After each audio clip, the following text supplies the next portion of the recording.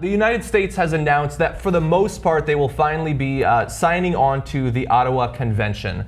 The Ottawa Convention regulates the use of anti-personnel landmines around the globe. And we're gonna talk about the caveats in us signing up for it, but we are gonna mostly support it. Now, the Ottawa Convention is also known as the Mine Ban Treaty. It was drafted way back in 1997, and to date, 162 different countries are bound by it. Now, although the United States has not manufactured any anti-personnel landmines since the late 1990s, it holds onto a stockpile of more than 3 million mines right now. Earlier this year, the U.S. announced that it would officially no longer produce new landmines and says that it will allow its stockpile to diminish. Now, its stockpile right now, they say, are self-destructing or smart landmines that you can plant somewhere and you don't have to worry about them going off decades later. I don't know how reliable that is. But they would say that that's certainly an improvement. And we just want to make clear for the exact sort of weapons that are being banned by this Ottawa Convention. The treaty bans anti-personnel mines that explode when someone steps on them, hits a tripwire, or otherwise triggers them. It does not ban most larger anti-tank mines or anti-personnel mines such as claymores that are detonated by remote control. Now, as I said, we mostly are signing on to this. However, we are carving out an exemption when it comes to the demilitarized zone between North and South Korea. We're saying there it's simply too hard of a situation. We need them. Caitlin Hayden, who's a NSC spokeswoman, says, "The unique circumstances on the Korean Peninsula and our commitment to the defense of the Republic of Korea preclude us from changing our anti-personnel landmine policy there at this time." So very convenient that we're going to support it as so many other countries are, but not where we think we really need them. So how long is it going to take for this stockpile of landmines that they're not going to use to go toward local law enforcement that might need it to, you know, fight back against protesters and such? Exactly. Occupy Wall Street.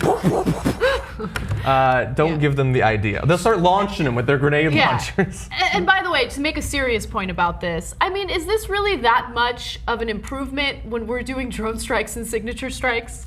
I mean, like, what makes it's an improvement. It's, I guess, but I mean, I feel like we have advanced weaponry at this point and advanced military capabilities that are actually a little worse than landmines are. Yeah. So I don't know. I could be wrong about that. Maybe you guys disagree. Well, the thing about landmines is that they continue killing even after the conflict is over. That's a good point. So even if we're done with a war, we're not going to go bomb you anymore or use our sophisticated weapons.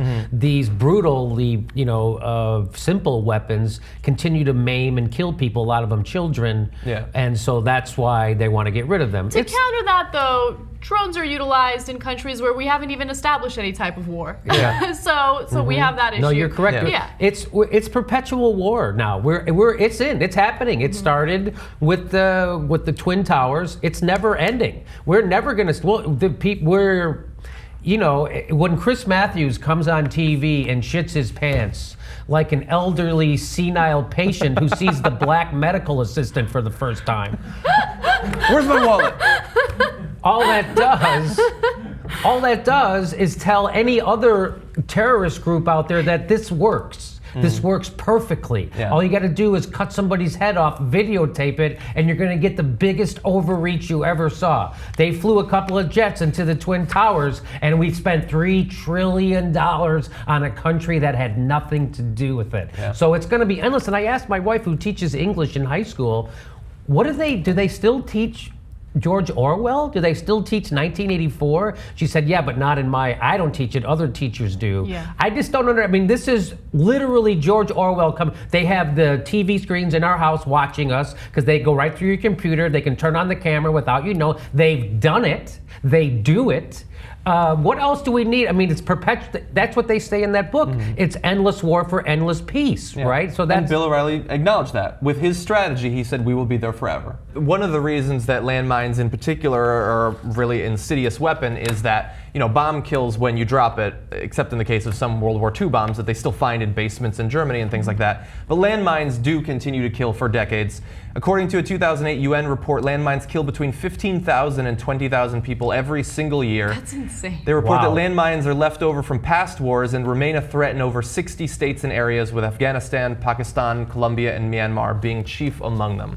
And so this is one of the main reasons that this anti-personnel landmine treaty has been pushed for several decades now. And I know for many people, they probably think of Well, I mean, yeah, you gotta go out, you gotta dig a hole, put it in there. But no, I mean, I've seen footage from Vietnam. We had helicopters with banks on the side that would just shoot out dozens and dozens of mines, and they'd go through the jungle and just lay entire swaths of it. And I don't think that I've ever heard a report of an army at the end of a war going back through and digging them up. That doesn't generally happen. So perhaps we shouldn't put them down in the first place.